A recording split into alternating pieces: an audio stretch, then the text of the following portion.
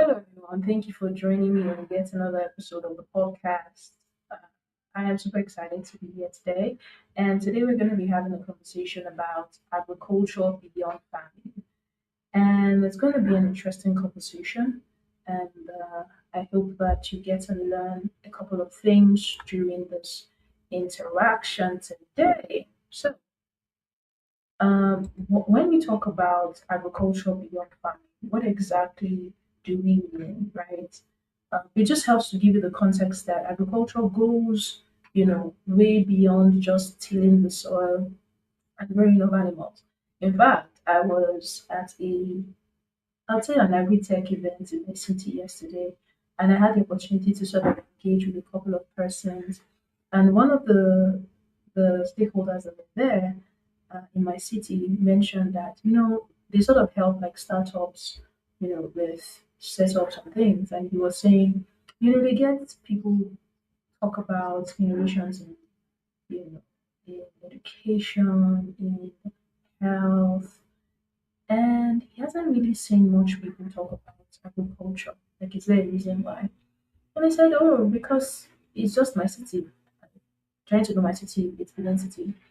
And I was saying to him that there are lots of innovations going on in agriculture, in Lagos, in Abuja, but people within the city are not sort of keen with it, not because they don't want to, but just basically because there's no sort of a lot of awareness around the possibilities within agriculture, way just beyond just cultivation of the land and rearing of animals.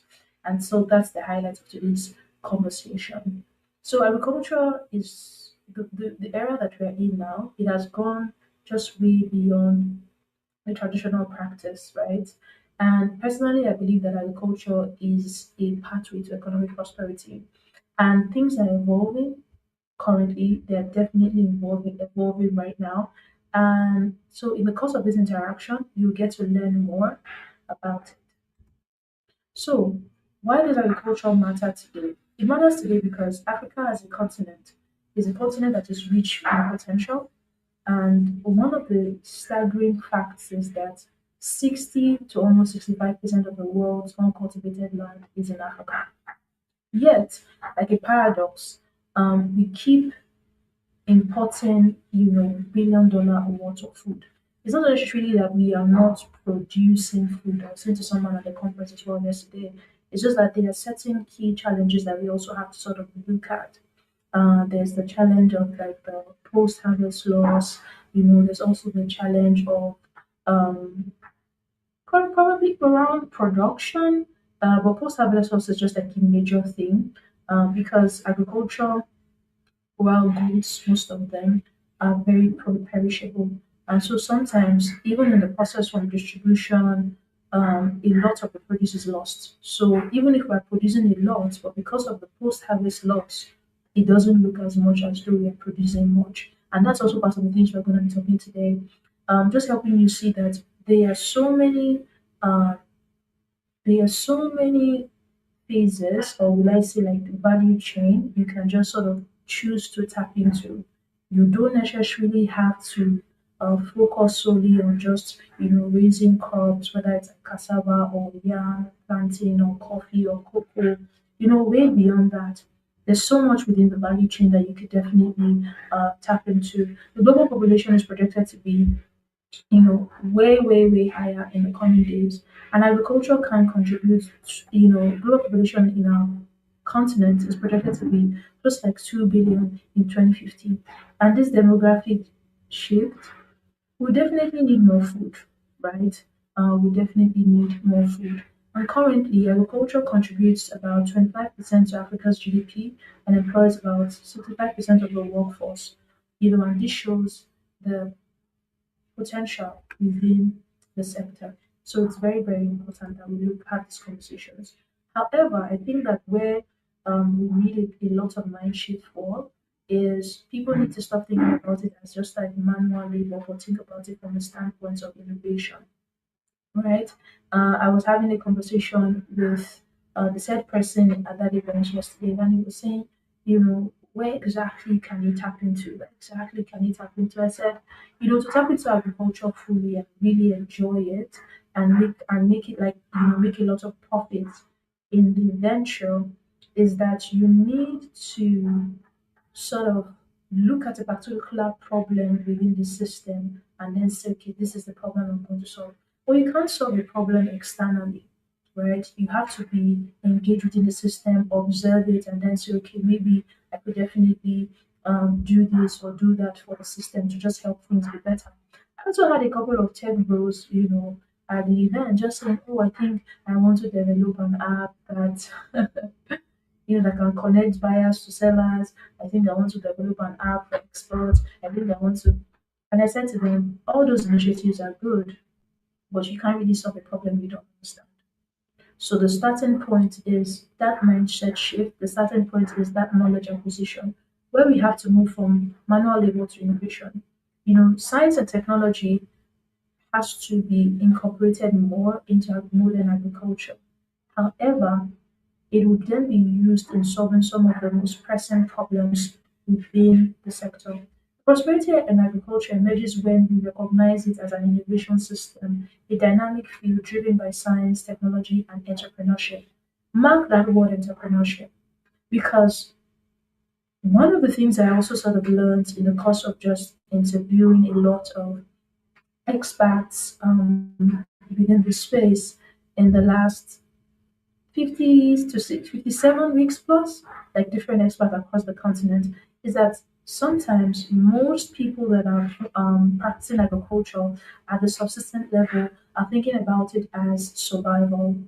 At that initial point, it starts out as survival, but in most cases, people never scale out of that survival state, right? And so there's that need to also think about it as a business, think about it as how can we make it profitable? Because if it's not profitable for you, over time, you would get to be discouraged and not necessarily apply yourself as much as. So there's that need for people to also think about the entrepreneurship aspect of it.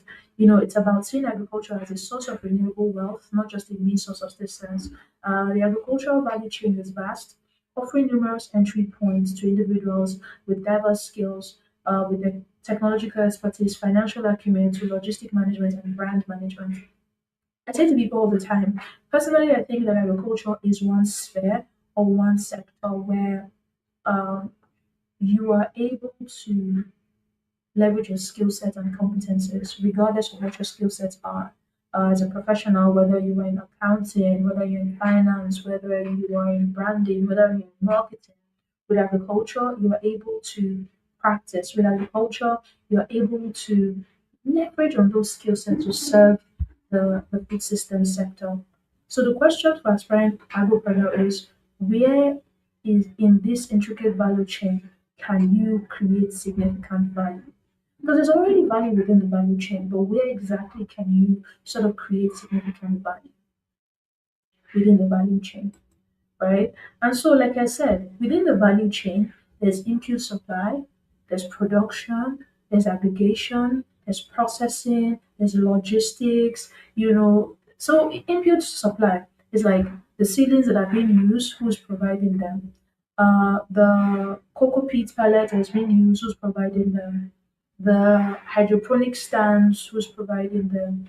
The seedling tray for whether you are trying to grow tomato or pepper, who's providing them? The seedlings, the pesticides, the fungicides, the herbicides, who's providing them? That's also a space within the value chain. Like I said, everybody cannot, in many ways, be the person in the front line, which is just the person that is interacting directly with the soil, whether you're cultivating the soil or you're rearing animals. But also think about supply chain. Think about the input supply, as mentioned. Then way beyond the input supply, right? You get some produce, and then you then process like value add.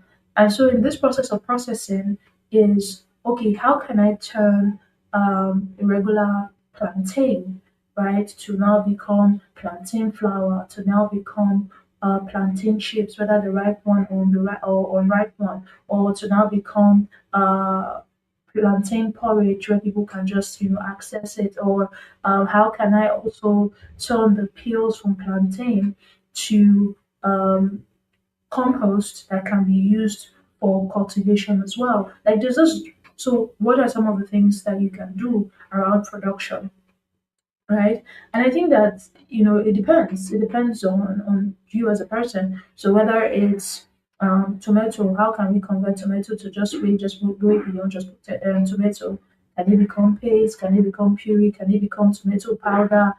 Just thinking about those aspects. So that's in terms of like production. That's like value add. Aggregation is also you're the guy that is getting the product first hand from the farmers, and you are collecting from different farmers, gathering their products, and now selling in bulk to maybe people that use some agricultural produce for production. Because most people in production, so people in production, they grow what they produce or they rear the animal that they produce. For instance, if they're like reared fish, and then convert to smoked fish or dry fish or spiced or sauced fish ready to be eaten. Some of them they have those farms. Some of them, the people producing the plantain, they have the plantain plantation, but some people don't have. So the aggregator gathers those things from other people that are actively engaged in the process in the process, and then sell to people that are within the production in the value chain. So that's also something you want to sort of consider. Then processing, value addition. Transforming the product to variants, transforming the produce to product. That's also processing. So these are a couple of things that are within, and also a couple of other things as well. The part when people now talk about agri-tech, how can we also sort of leverage on technology for agriculture? Is can we could definitely do that for like traceability. We could definitely use IoT for like optimization of processes. That's like agri-tech stuff. There's that element to it as well. There's also marketing, although not stated here in the slide, but there's also marketing. There's also logistics. There's also distribution. There's also storage. So for instance, let's talk about logistics. In terms of logistics, it's like it's under distribution. How do we ensure what has been produced and processed is now taken to maybe wholesalers or even retailers or the common consumer or the end user? It's through distribution. So distribution is also a thing, right? And even with agricultural produce, I think one of the things that people would have seen, especially if you live in Nigeria, uh, there's some produce that you take from one part of the country to another part. Before it gets to that part, a commensurate quantity of the produce gets to um, become, not useful because agricultural produce most times are perishable. Some of the items are highly perishable items. They don't stay for long, and so because of the distance that they have to move from one location to another, it might take them a long time, and also for the reason of like heat in most cases. So it fastens the rate at which disintegration happens within some of the produce, and then they go bad, right? So that distribution, there's a specific kind of cooling van that should be used in moving agricultural produce from one location to another and ensures that your entire produce that is being moved from location A to location B doesn't go bad. There's a specific kind of cooling van for that.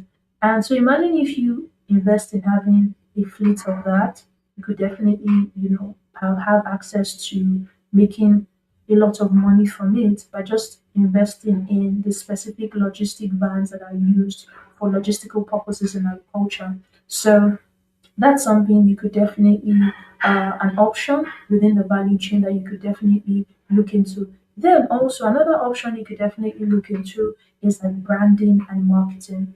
Branding and marketing. It's not like, oh, how do you package the product? Because with branding, it's more or less like how you packaging the product so that it appeals to certain kinds of audiences and certain kinds of people are willing to pay for your product. So how are you making it look beautiful, making it look appealing, making it look attractive? It's like saying, if you go to the open market, you would see that some of the vendors in the shops they have their rice full in a basin or full in a bowl, and so they just scoop depending on the number of cups that you said they're interested in buying. They sort of just scoop for you and then you pay for that, or put in the rubber and measure in modules and you pay. However, that same rice, whether you're buying it as 4 kg or 1 kg or 2 kg, there's also already a pre-packed from different brands. I don't want to call brands now, but there's also already a pre-packed. That branded pack will cost more than the one that is just, sort of just measured and, sold. Why is it costing more? Because of branding. And that's also something too. There's also that branding part, making it look appealing and attractive. Then, you're able to then sell at a much more higher price, right? And also, I was speaking to one agricultural innovators within Africa. He developed, what's his name? Femi Jacobs. Yes, he's a Nigerian that had developed like machineries. Not okay. Let's just innovated a machine that you can use to dehusk and deshell coconut. So imagine as a mechanical engineer, you're coming up with like different machines that can also help with the process. That's also a place within the value chain you can, function in as an innovator, coming up with ideas that helps. I remember speaking to NASA from from I think from Zambia.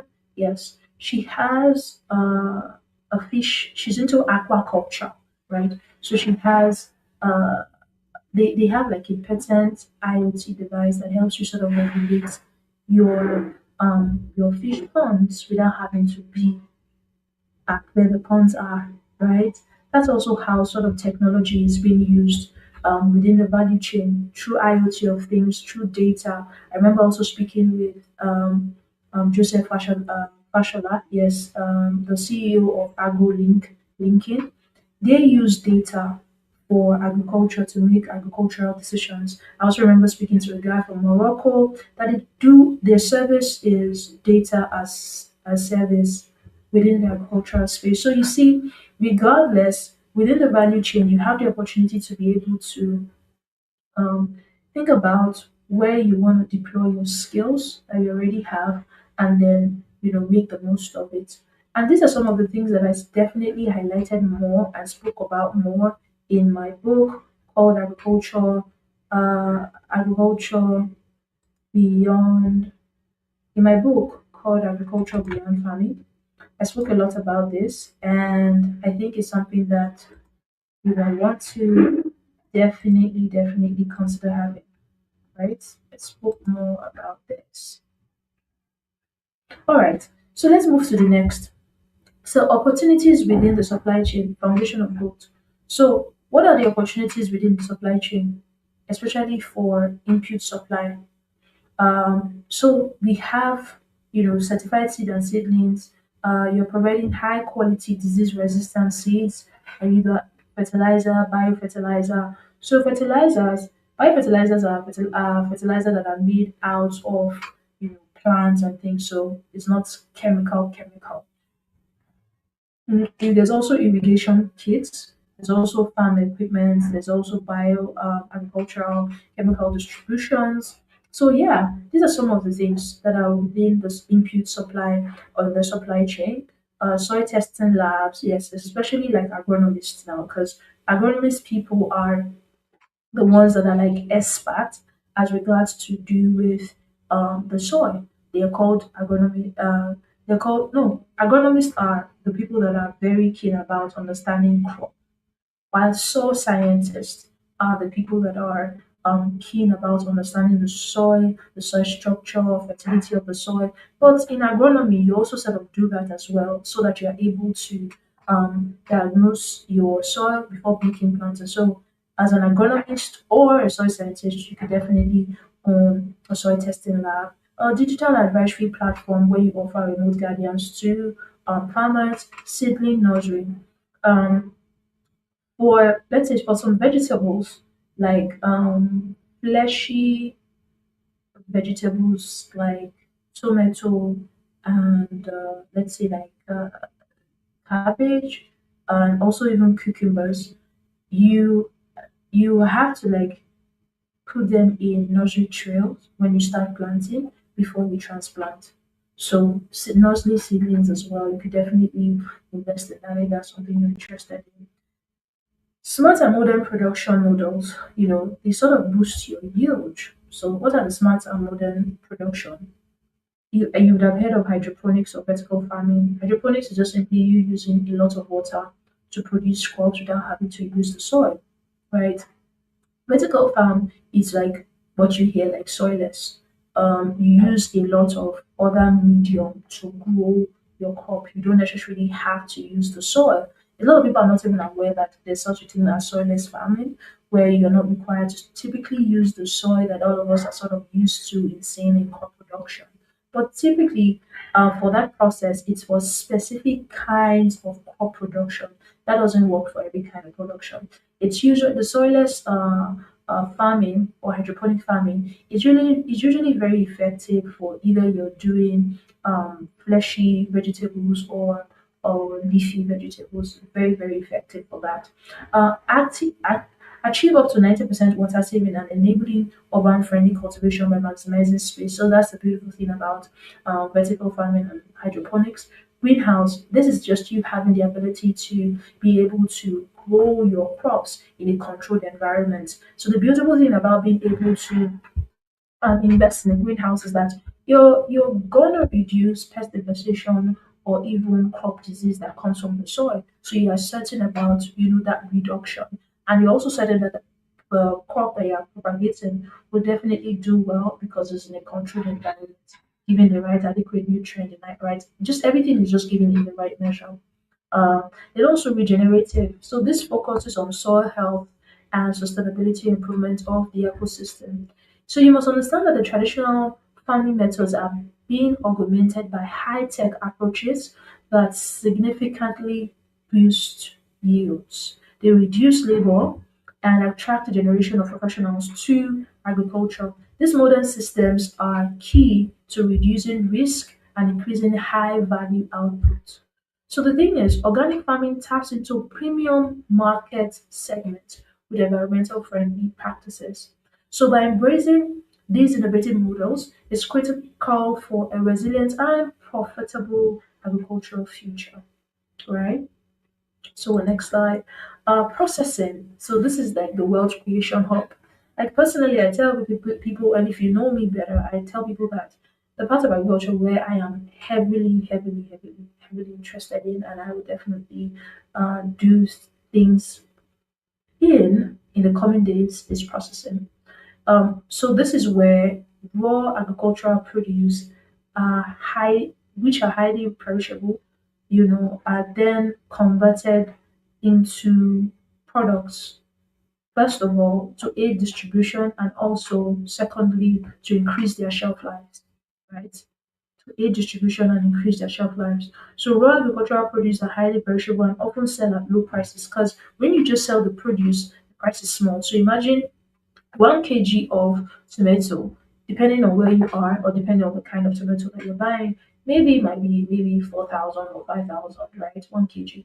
However, with when that is processed, you could sell for more because you might then have it in tins, in jars, in Ziploc bags, or as paste or as powder. It would sell for more, and you're even sure that the shelf life would be extended, so you don't have to hurriedly use up the. For instance, for like tomato in that case, you don't have to hurriedly use up. You can even attest to this, like a bottle of ketchup, the pricing is higher than just you buying the same what you get a bottle of ketchup for. If you're buying a raw tomato, you would have more quantity of raw tomato compared to that ketchup bottle. However, that ketchup would last in your house longer than the raw tomato, right? So that's processing is also something if you're interested in agriculture you want to look into. Processing is where see people to convert tomato to tomato paste, tomato puree, ketchup, or even tomato powder. Cocoa, whether it's like butter powder or the chocolate.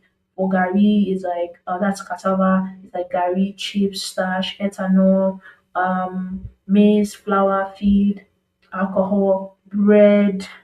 because you can also use cassava for bread. You can use maize for bread because that's what you do. Flour, palm fruits, oil, cosmetic, biofuel.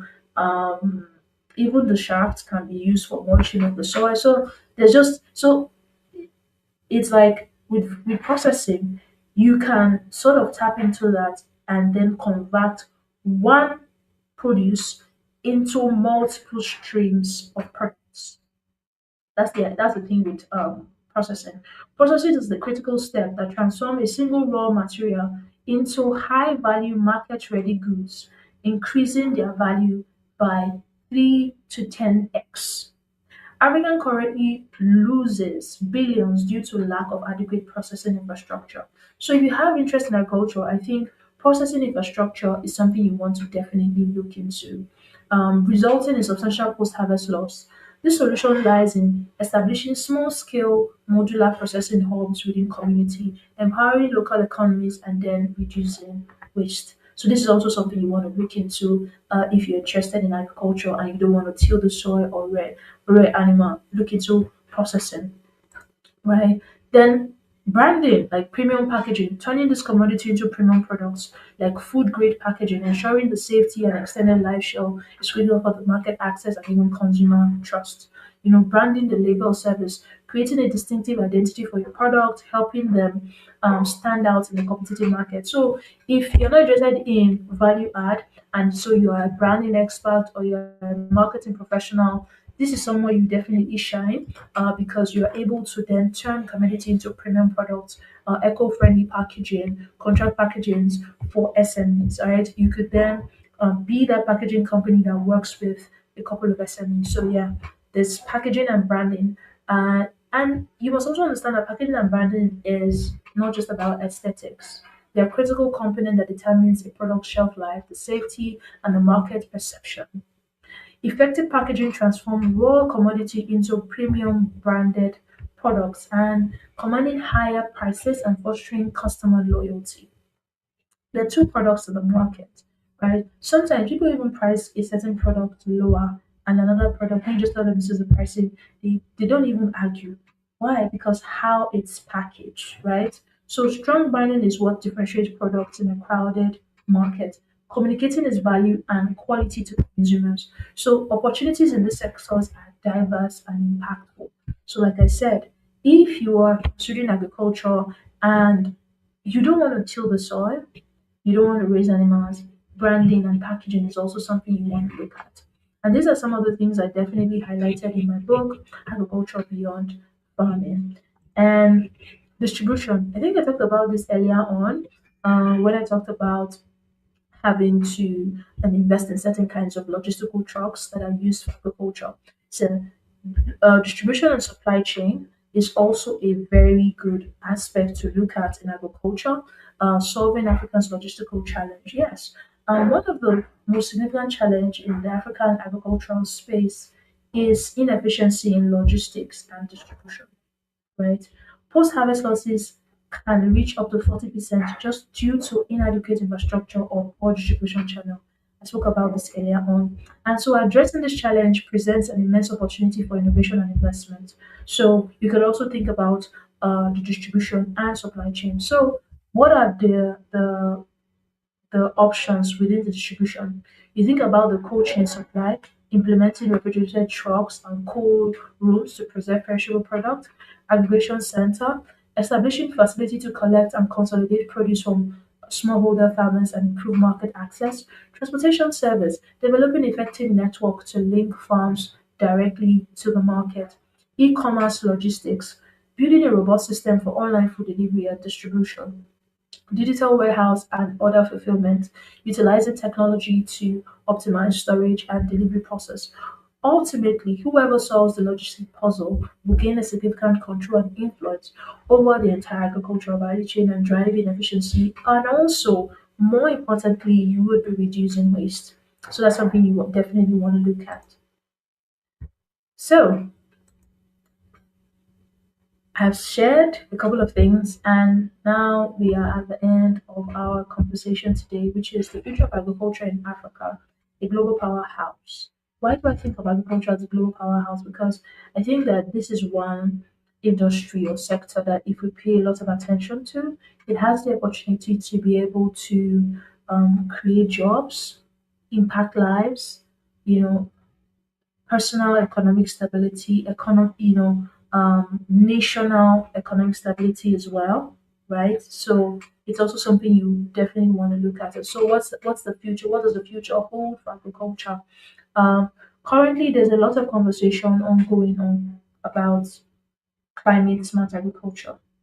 And so, what does that mean in essence? Just to just capture the heart of what it means that adopting practices that increase resilience and reduces environmental impact in agriculture.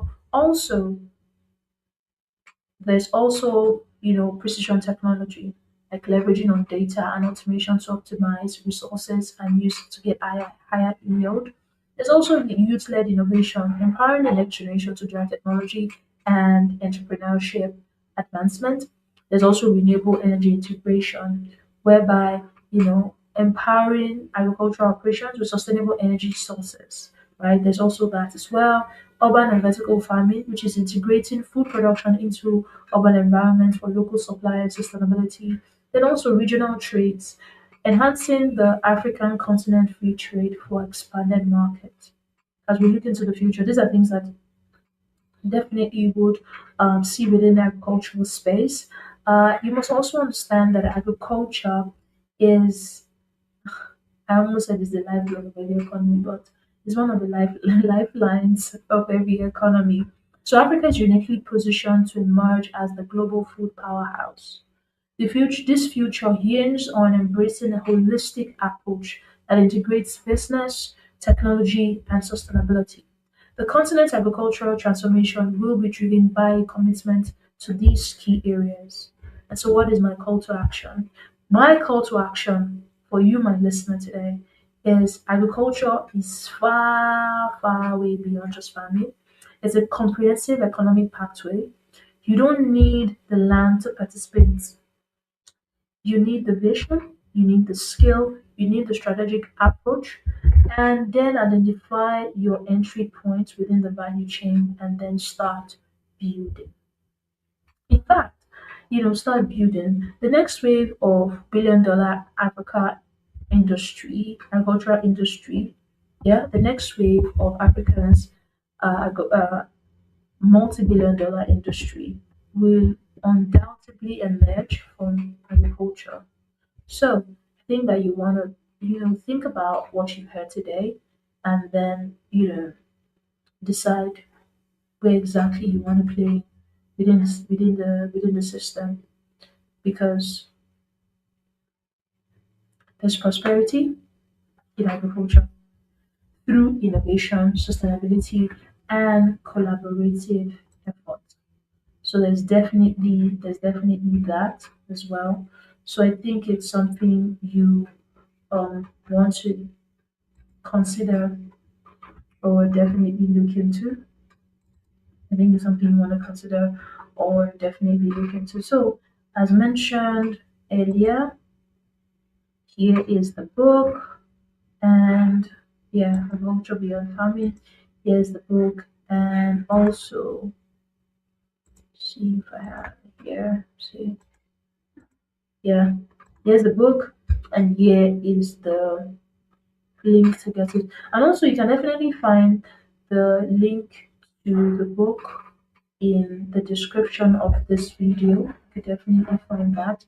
So if you have questions and you have questions, you're interested in learning more, or you would like to be handheld in the process, you would like a bit of consultation, please feel free to connect with us.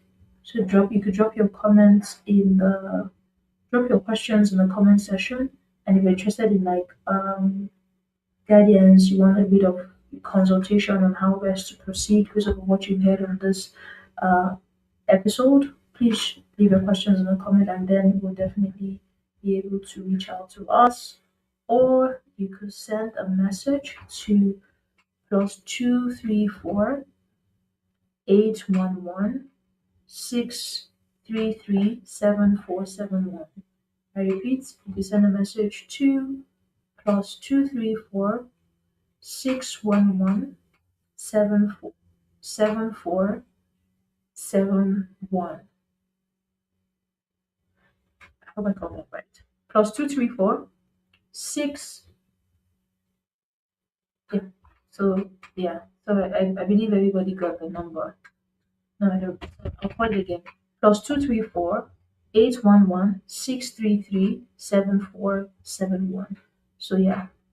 So that would be it on this episode. Next week we'll definitely have a guest with us in the studio. So yeah, next we'll have a guest with us in the studio to also sort of enlighten us more on an interesting topic.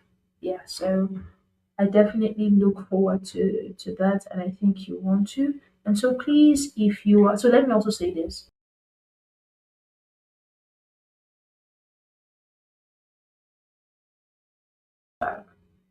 Yeah. So let me also say this. We have a lot of views on the podcast. However, most of you that view do not subscribe. So if you are yet to subscribe, please click on the subscription button and turn on your notifications so that whenever we have a new episode, you'll be part of the first people to get informed about the new episode, gets to know about the new episode that we drop. So yeah, if you're yet to subscribe, please feel free to subscribe to the channel, right? All right. Do you have a lovely day? See you on the next episode.